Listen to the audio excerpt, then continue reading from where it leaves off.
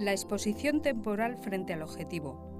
Retratos de estudio en la colección del Museo del Ejército. Muestra parte de la importante colección de fotografía que conserva el museo en sus áreas de reserva.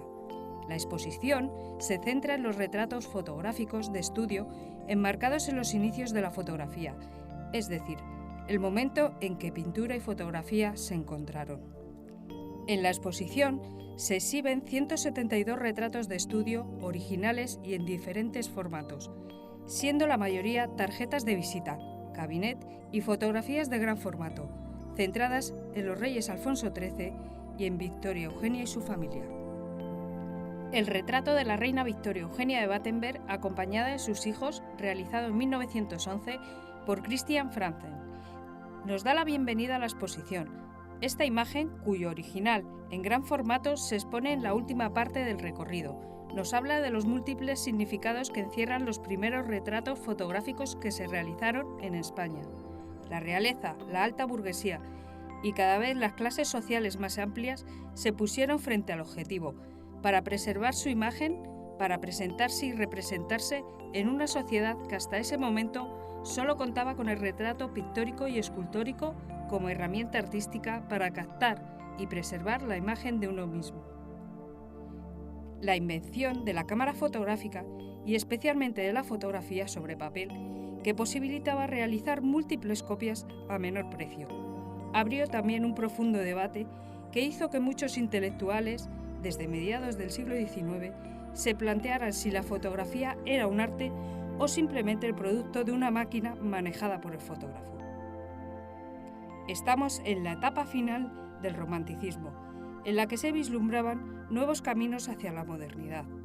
La reflexión de Baudelaire en el Salón de 1846, quien dice: romanticismo, dice arte moderno, es decir, intimidad, espiritualidad, color, aspiración al infinito, expresadas por todos los medios que contienen las artes. Nos avanza el espíritu de una sociedad, la sociedad de los románticos, donde la imagen, su reflejo y el deseo de preservarla adquirirán nuevos matices. La exhibición de fotografías originales impone unas necesidades técnicas de conservación específicas, limitando la incidencia directa de la luz y controlando los niveles de temperatura entre 19 y 20 grados centígrados. Por ello, el recorrido de la muestra se realiza bajo una luz intimista, acogedora y respetuosa con estos condicionantes.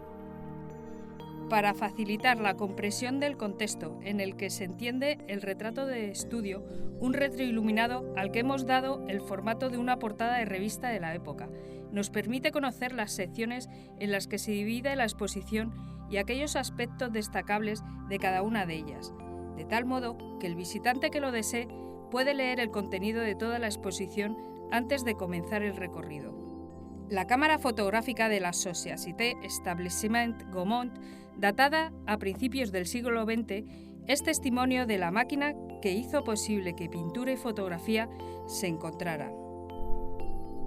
El nacimiento de la fotografía posibilitó otra manera de retratarse.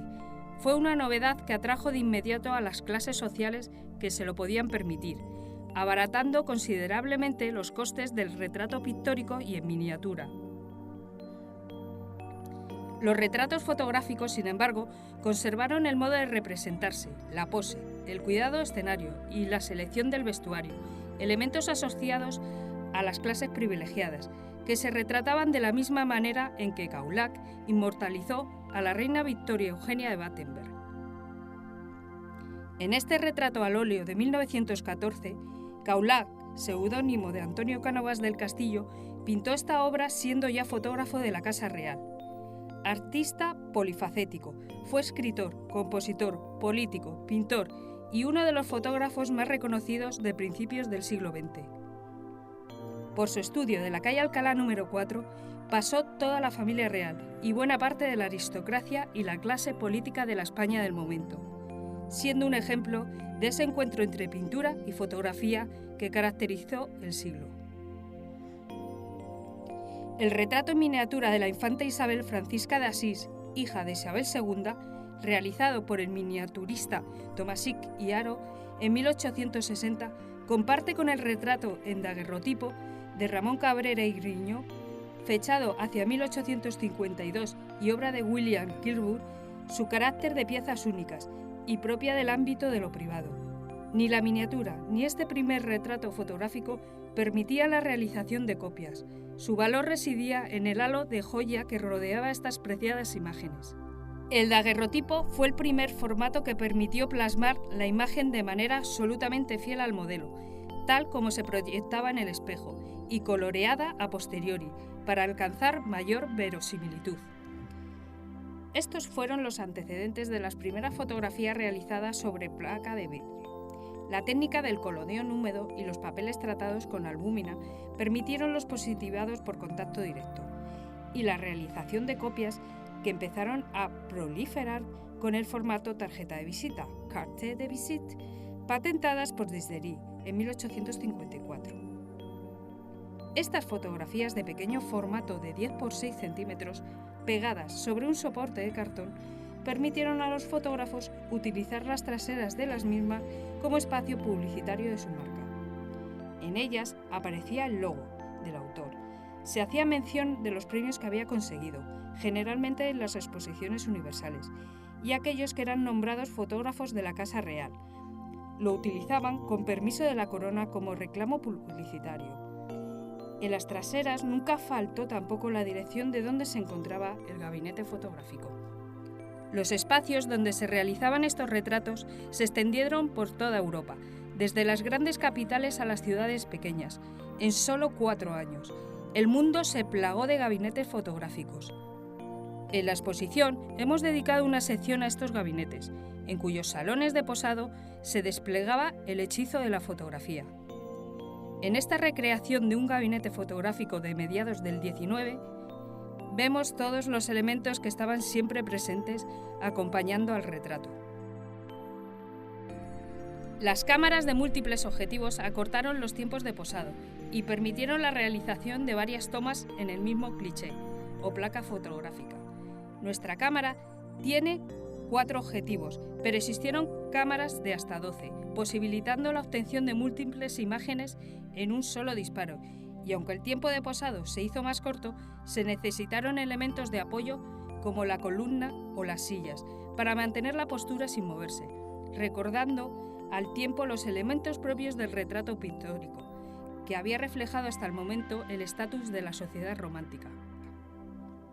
Los forillos o telones que servían de fondo, las balaustradas simuladas, las alfombras, el mobiliario selecto, componían un espacio para la fotografía que se completaba con cuidada elección del vestuario y los elementos de adornos, joyas, sombreros, sombrillas, abanicos, con decoraciones con las que el cliente acudía para hacerse sus retratos.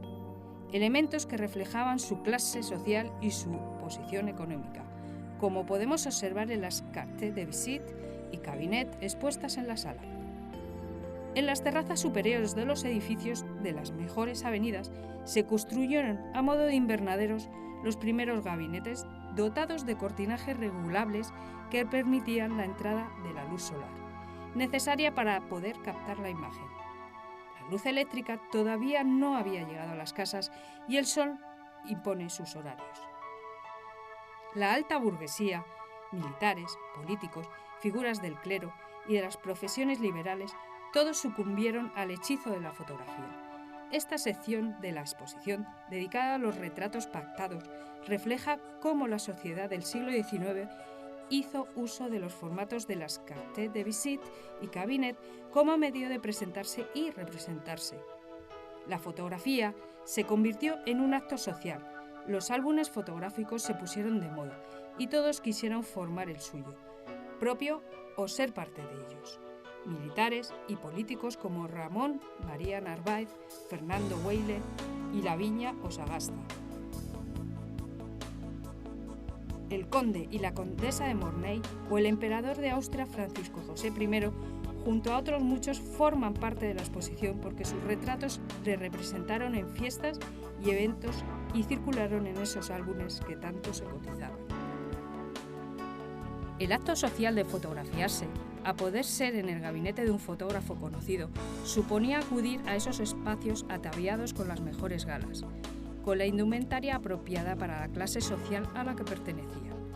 En la pasarela central, que vertebra el espacio de esta sección de la exposición, encontramos un ejemplo de la manera de vestir con las que se acudía a hacer sus retratos. Un precioso polisón o traje de paseo con complemento de sombrilla abatible de la segunda mitad del siglo XIX, junto al traje civil con chistera y gabán de José Canalejas y el uniforme de media gala del coronel Francisco José de Austria. Ejemplos del cuidado en la selección de los elementos con los que se realizaban los retratos fotográficos. La fotografía también llegó a las colonias españolas de Cuba y Filipinas. En la exposición se exhiben un conjunto de retratos de este contexto colonial, imágenes que reflejan la misma manera de hacer el retrato europeo. Sin embargo, el retrato también despertó en este momento un interés antropológico, por reflejar y documentar los tipos de humanos distintos a ojos de los occidentales. En este caso, se trata de retratos no pactados, en los que las imágenes de tipos filipinos eran objeto de estudio e interés por lo diferente. Miradas diferentes, pensamientos diferentes. ¿Qué interés despertó la máquina fotográfica en estos hombres y mujeres? Su gesto y actitud hierática se sitúan muy lejos de la pose occidental. Ellos posan para ser mirados, estudiados, analizados. El videoarte, Miradas, de las autoras Pilar Zembreno y Esperanza Montero, abre esta sección planteando una reflexión al visitante, recortando las miradas de quienes no eligieron ser retratados y nos miran en silencio. Invitamos aquí a una reflexión sobre la imagen de uno mismo y de los otros. La utilidad del retrato en el ámbito policial está presente también en la exposición a través de la colección de retratos de criminales de la que se expone una pequeña muestra. De nuevo mostramos retratos no pactados. Su finalidad identificativa se completa con la presencia de textos explicativos, bajo la imagen o en el soporte de cartón del reverso, anotaciones del delito o falta del condenado. Los fotógrafos de Su Majestad cierran el recorrido de la exposición.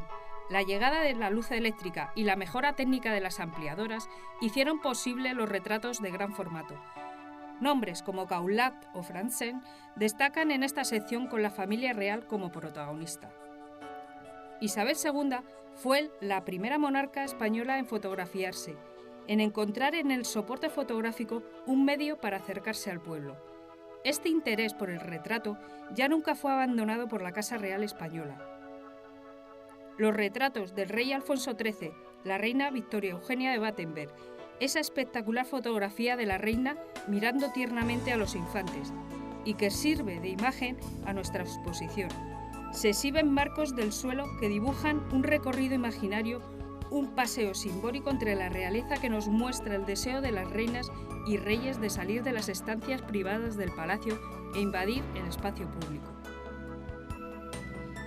La fotografía nos hace pensar, nos transporta al pasado con imágenes nítidas, nos acerca a los rostros reales de los personajes que formaron parte de la historia de España. El retrato fotográfico nos provoca una reflexión que es la que cierra el recorrido de esta exposición.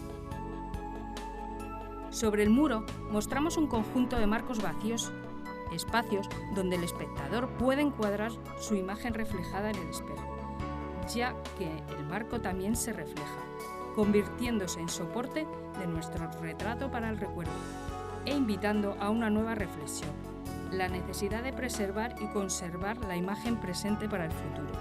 Despedimos al visitante con una obra contemporánea, recordando el uso de la fotografía y su transformación en el medio por excelencia de captar lo que nos rodea, frente al objetivo.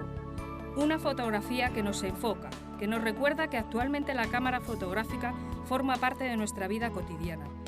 Todos somos fotógrafos y todos somos mirados desde detrás del objetivo. La fotografía y su magia nos despide con las palabras de Ukulele. Nadie escapa a la fascinación que produce la fotografía, es como una caja mágica.